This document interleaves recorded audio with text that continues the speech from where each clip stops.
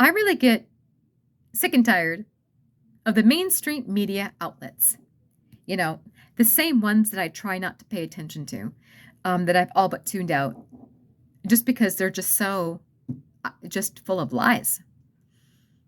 I mean, they're basically all they do is they're talking points for the Democrat Party. They're like giant megaphones for the Democrats. So anyway, but they keep talking about Texas and how it's trying to redistrict. Let's face it. If this were the Democrats, they would do the exact same thing. Look what they've already done. And I didn't even look. I'm not even looking at the other states, California, you name it. I'm not even going to go that far. But the point is, post-election, you had all of these red counties. So many red counties within these states that voted for Trump, that went Republican. And yet, you have these blue holdouts that blue no matter who.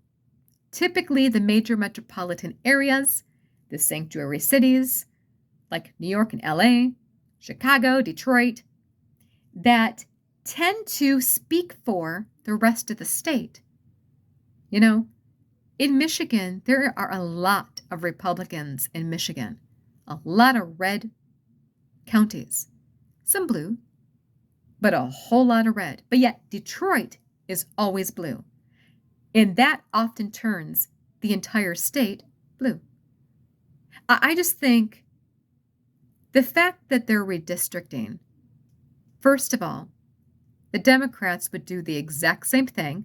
So spare me the hypocrisy and the duplicity and the double standard. The left keeps touting about, oh my gosh, Trump is doing everything. This is a trick by Trump to try to stay in power because he doesn't plan to leave. The point is, it's so ridiculous to me.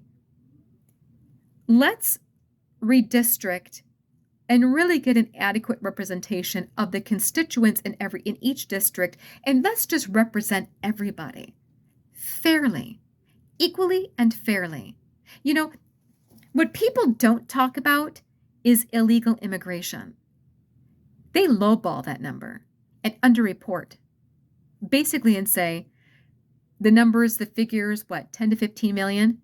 I think it's more about like 20 to 30 million. But the point is, illegal immigrants, even though they can't vote yet in our elections, they are still counted in the censuses of the individual states. Think California.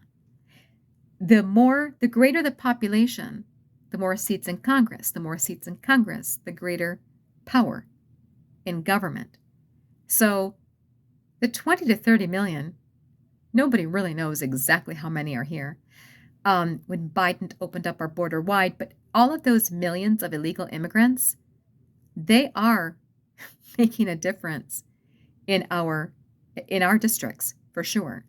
They might not vote yet, but they're being counted, and they're increasing populations, pulling resources, by the way, but that's a whole separate topic. But the point is, talk about gerrymandering, talk about a power grab. What do you call that?